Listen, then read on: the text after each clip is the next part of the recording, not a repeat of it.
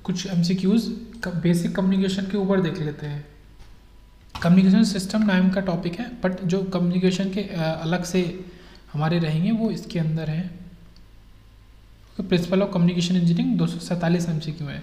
तो यहाँ पे केवल कम्युनिकेशन सिस्टम के नाम से हमारा है। तो इसके अंदर क्या है कि हमारा पहला क्वेश्चन है भाई कि communication is a process of, तो ट्रांसफर ऑफ इंफॉर्मेशन की हमारी प्रोसेस है, तो ये इजी क्वेश्चन है। उसके बाद डैश फोर्थ में आता है कि dash is mostly preferred for telegraphy, तो ये भी काफ़ी अच्छा क्वेश्चन है कि टेलीग्राफी के लिए सबसे ज़्यादा FSK का हम यूज़ करते हैं। ओके, सो ये भी इंपॉर्टेंट क्वेश्चन है। टेलीग्राफी के लिए FSK फ्रीक्वेंसी शिफ्ट कीइंग। उसके बाद एक क्वेश्चन है कि टेलीमेट्रिक्स के अंदर हम क्या यूज़ करते हैं। तो टेलीमेट्रिक्स के अंदर हम GPS का इस्तेमाल करते हैं, तो GPS से टेलीमेट्रिक्स, तो टेलीमेट्रिक्स GPS और टेलीग्राफी FSK।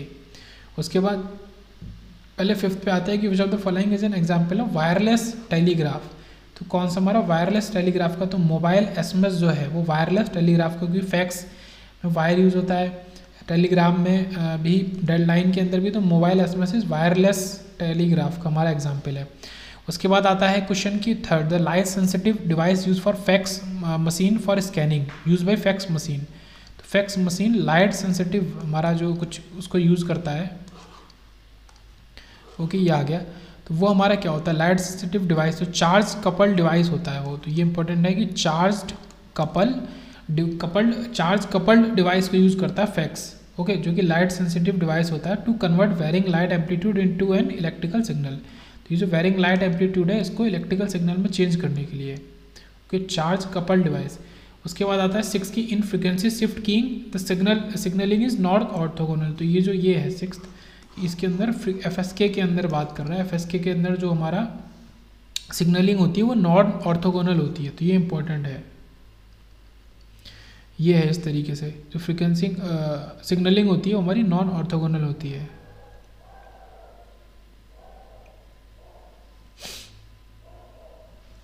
उसके बाद बात करते हैं 7th की, in a telegraph system information is transmitted in the form of, तो एक कोड होता है जिसको मोर्स कोड कहते हैं, जो कि काफ़ी फेमस भी है ये नाम। तो मोर्स कोड के फॉर्म में हम टेलीग्राफ के अंदर इंफॉर्मेशन को शेयर करते हैं। किसके अंदर, टेलीग्राफ की बात कर रहे हैं, ओके, टेलीग्राफ। उसके बाद आते हैं ये मोर्स कोड हो गया टेलीग्राफ वाला। उसके बाद आते हैं विच of the following is an example of wireless telegraph. ठीक है, ये रिपीटेड क्वेश्चन है, मोबाइल SMS, इजी क्वेश्चन है फिलहाल तो, टेलीग्राफी, टेलीमेट्रिक्स और टेलीफोनी। उसके बाद बात करते हैं 9th की कि हमारा which of the following microphone does not require polarising current. तो कौन सा माइक्रोफोन है जो कि पोलराइजिंग करंट को रिक्वायर नहीं करता है, ये मैं बताना है। तो क्रिस्टल माइक्रोफोन है जो, ठीक है, नॉट रिक्वायर तो पोलराइजिंग करंट। तो ये वाला जो माइक्रोफोन है क्रिस्टल माइक्रोफोन, ये हमारा रिक्वायर नहीं करता है। बाकी इन तीनों में हमारा चाहिए होता है। कार्बन माइक्रोफोन, कंडेंसर माइक्रोफोन में हमारा पोलराइजिंग करंट चाहिए होती है, क्रिस्टल में नहीं चाहिए होती। उसके बाद करते हैं ये BER का मतलब है बिट एरर रेट। तो बिट एरर रेट को हम शॉर्ट में BER कह देते हैं। तो ये हमारा 10⁻⁵ इसकी वैल्यू पे which modulation scheme will require minimal power. तो कौन सी मॉड्यूलेशन स्कीम हमारा कम से कम पावर लेगी, तो QPSK quadrature phase shift keying हमारा जो होती है सबसे कम पावर लेगी, जितने भी नाम वाले हैं ये नहीं लेंगे, ओके। तो फॉर अ BER ऑफ 10⁻⁵ हमारा सबसे कम हमारा कौन लेगा, तो हमारा QPSK लेगा, फिर quadrature phase shift keying power, okay, minimum power. फिर बात करते हैं एडवांटेज ऑफ ऑफसेट QPSK, मतलब ये OQPSK as compare to conventional QPSK। मतलब इसमें ऑफसेट लगाने से क्या हो जाता है कि इसका जो एनवेलप होता है OQPSK का वो हमारा कांस्टेंट होता है। ये इंपॉर्टेंट है कि OQPSK का जो एनवेलप है वो कांस्टेंट एनवेलप होता है। ये सब ISRO के क्वेश्चन है थ्योरेटिकल। उसके बाद एक क्वेश्चन है BSNL का क्वेश्चन है, बट ये भी थोड़ा सा नॉर्मल क्वेश्चन नहीं है, इसलिए इसको स्टार्ट मार्क किया हुआ है, तो देख लेते हैं। तो यहाँ पे कह रहा है कि a dot printer matrix take 3 millisecond to point a character and 1 millisecond for a space between two consecutive character।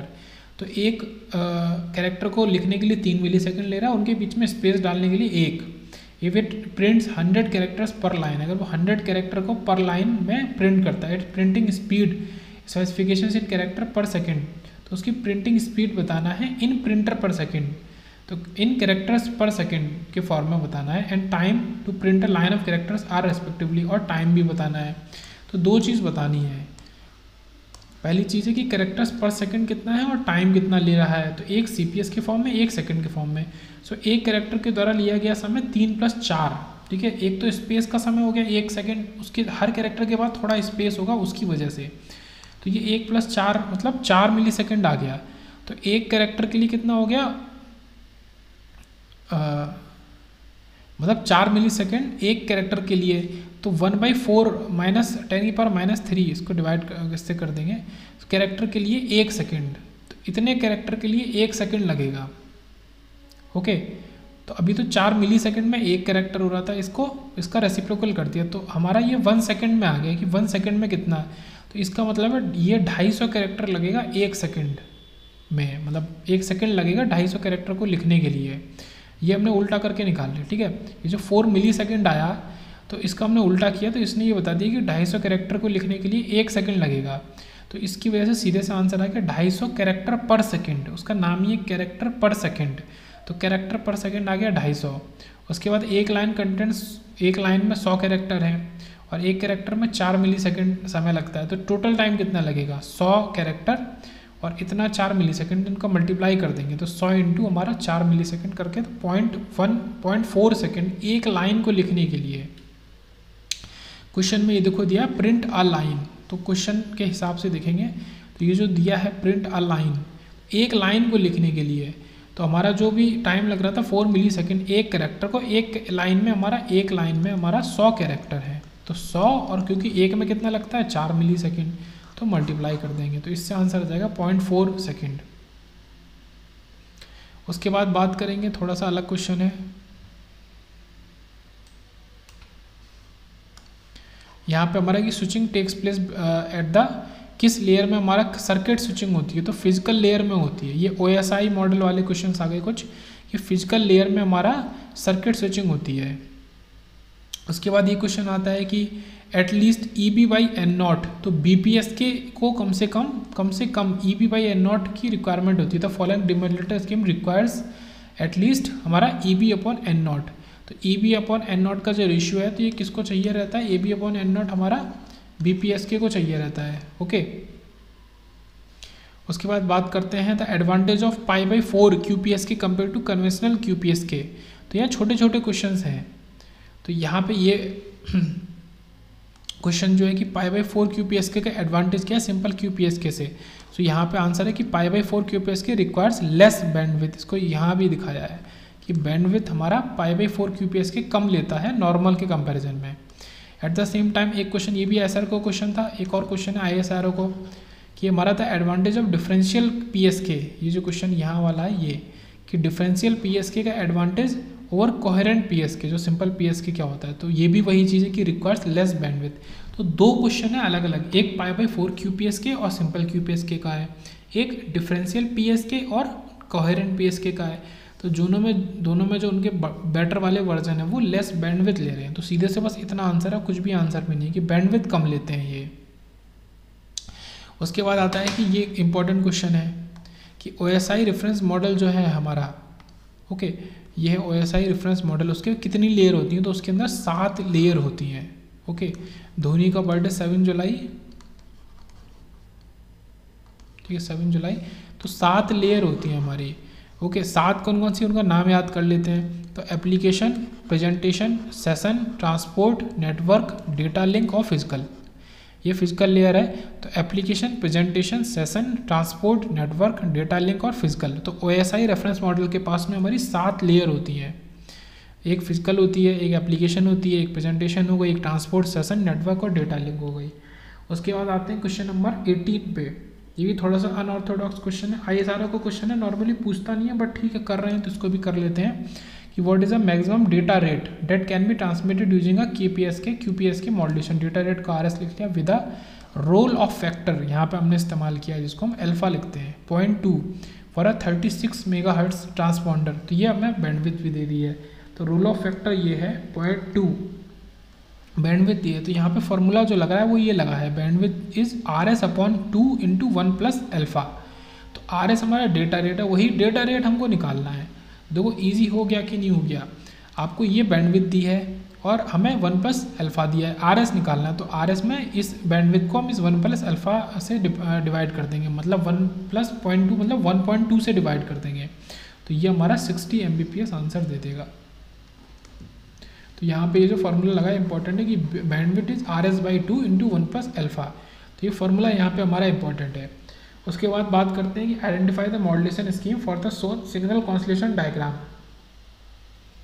तो ये जो सिग्नल कॉन्स्टलेशन डायग्राम है ये वाला, इसके लिए हमें स्कीम बतानी है कि कौन सी स्कीम यहाँ पे लग रही है इसके लिए। ओके, तो इस तरीके का ये जो डायग्राम है ये हमारा MSK का डायग्राम है। ओके, सिंपल सा, यहाँ पे और कुछ भी नहीं है, सीधे से MSK का हमारा कॉन्स्टलेशन डायग्राम है। उसके बाद बात करते हैं 23 की, in time division multiple access system a dash या a traffic system on the receiver side must receive the traffic bus address to it. मतलब TDMA की बात करी है, वो कह रहा है कि जो ट्रैफिक सिस्टम है रिसीवर साइड में must receive the traffic burst, जो ट्रैफिक बस्ट है वो रिसीव करे एड्रेस टू इट।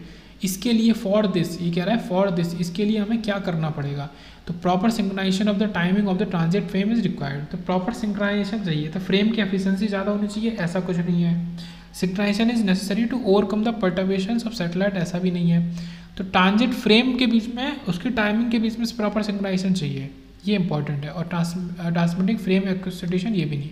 तो proper synchronisation of the timing of transit frame is required. उसके बाद क्वेश्चन आता है 20, यहाँ पे कह रहा है कि विच of the following modulation scheme requires minimum power for transmission. तो मिनिमम पावर हमारा मिनिमम तो कहाँ लगेगा, QPSK में लगेगा। बाकी जितने भी ये 864 ये QAM नहीं, सीधे से QPSK में हमारा पावर कम लगता है, क्योंकि यहाँ पे प्रोबेबिलिटी एरर बहुत कम होता है। ये जो PE लिखा हुआ है PE, प्रोबेबिलिटी एरर यहाँ पे काफ़ी ज़्यादा कम होता है। तो QPSK में हमारा सबसे कम पावर लगता है ट्रांसमिशन के दौरान। उसके बाद बात करते हैं 21 की। देखो 21 को शॉर्ट में ही देख लेते हैं कि यहाँ पे भी वही लग रहा है, बैंडविड्थ जो है 1 प्लस अल्फ़ा अपॉन 2 हमने यहाँ पे यूज़ किया है इंटू डेटा स्ट्रीम, मतलब वही जो होता था RS by 2 into 1 plus alpha, वही चीज़ है। तो ये 2 को पहले लिख दिया है। तो बैंडविड्थ हमको निकालनी है, तो 1 प्लस 2 रोल ऑफ फैक्टर यहाँ पे भी 0.2 दिया है, ये 2 दिया, डेटा स्ट्रीम यहाँ पे दिया है हमें वैल्यू। ओके, डेटा स्ट्रीम की वैल्यू दी है और ये हमें कैरियर की फ्रिक्वेंसी दी है, ये बैंडविड्थ नहीं है, बैंडविड्थ हमें निकालनी है। तो ये हमें डेटा स्ट्रीम की वैल्यू 1.544 इंटू 1000 दी है, तो इससे हम निकाल लेंगे। तो 926.4। तो सिंपल सा देखो फॉर्मूला बेस्ड क्वेश्चन पूछा गया था, ISRO में पूछा था इसको। उसके बाद आता है 24 क्वेश्चन कि quadrature multiplexing is quite different from FDM and TDM से काफ़ी ज़्यादा अलग है। तो ये यहाँ पर सिर्फ इतना ही क्वेश्चन था, ये सीनियर असिस्टेंट इलेक्ट्रॉनिक 2016 में पूछा गया था कि quadrature multiplexing is quite different from हमारा TDM और FDM दोनों से। उसके बाद बात करेंगे QPSK सिस्टम में superior to BPSK, QPSK superior है BPSK से, ऐसा क्यों है, ठीक है। तो QPSK जो है हमारा BPSK से अच्छा है सिस्टम, ऐसा क्यों है, क्योंकि bandwidth of QPSK system is half the bandwidth of BPSK। तो जो हमारा यहाँ ये है कि बैंडविड्थ ऑफ QPSK जो सिस्टम रिक्वायर करता है तो वो हाफ होती है जितनी हमारी BPSK रिक्वायर करता है, या फिर BPSK की बैंडविड्थ QPSK से 2 टाइम्स है। तो QPSK काफ़ी मामलों में अच्छा और बैंडविड्थ उसमें बहुत कम लगती है, ये हमें यहाँ पे मेन चीज़ थी। उसके बाद एक क्वेश्चन आ रहा है, ISRO का क्वेश्चन है कि भाई UART की बात करी है, यूनिवर्सल असिंक्रोनस रिसीवर ट्रांसमीटर, ये है UART। ओके, UART इसको मैं अब ले लेता हूँ। ये is configure to transmit 8 bit data, 1 start bit and 1 stop bit, ठीक है। तो 8 बिट का तो डेटा है, 1 स्टार्ट बिट है, 1 स्टॉप बिट, तो 10 बिट हो गई। The serial data output is observed on oscilloscope which looks like a square wave with frequency, उसकी फ्रीक्वेंसी दी है। What is a baud rate and transmitted data. तो baud rate बताना है और ट्रांसमिटेड डेटा बताना है कि डेटा है क्या जो ट्रांसमिट हुआ है। तो ये चीज़ बोला जा रहा है कि स्क्वायर पल्स के फॉर्म में गया है, मतलब एक बार हाई एक बार लो। देखो स्टॉप बिट, फिर D7, फिर D6, फिर D4 हाई है, D2 हाई है, D0 हाई है और स्टार्ट बिट। तो यहाँ से शुरू हुआ है स्टार्ट बिट, फिर D0, D2 इवन वाले हाई हैं, बाकी लो हैं, फिर स्टॉप। तो भेजा गया डेटा इस हिसाब से क्या हो गया हमारा 0 1, ठीक है, 0 1 0 1 0 1 0 1, आखिरी में 1। तो यहाँ पे जो पहला स्टार्ट बिट है, ये जो पहला स्टार्ट बिट है इसको हमने 0 के तौर पे लिया ये, और ये जो स्टॉप बिट है वो हाई है तो उसके तौर पे 1 लिया है। तो ये किसको बता रहा है? ये 55H को बता रहा है। तो ये 55H को बता रहा है। तो देखो यहाँ पे ऑप्शन में अगर देखोगे तो AA H गलत है, FFH नहीं है, 55H के दो ऑप्शन है, या तो ये सही होगा या तो ये सही होगा। अब हमें बॉड रेट निकालना है, तो यहाँ से एक नया फार्मूला पता चलेगा कि बॉड रेट जो होता है वो 1 हमारा TB के इक्वल होता है। जो टाइम है तो उसके ही इन्वर्सली प्रोपोर्शनल या रेसिप्रोकल के इक्वल होता है। तो बॉड रेट इज हमारा 1/TB, जो कि 2 × F के इक्वल होता है। तो TB 1/TB क्या है? 2 टाइम्स, और हमारा TB जो रेसिप्रोकल कर देंगे तो F आ जाएगा। तो बॉड रेट आ गया सीधे से 2F। तो यहाँ पे हमें बस इतना याद करना है कि बॉड रेट ही हमारा जो है वो 2F के इक्वल है। अब क्वेश्चन में हमें फ्रिक्वेंसी दी है, 96 100 हर्ट्ज, तो उसका दुगना हो जाएगा। तो दुगना होने की वजह से हमारा ये बॉड रेट आ गया 192, ठीक है। तो 96 × 2 मतलब 19200 हर्ट्ज। तो बॉड रेट ऐसे निकाला और डेटा निकाला। उसके बाद बात कर रहे हैं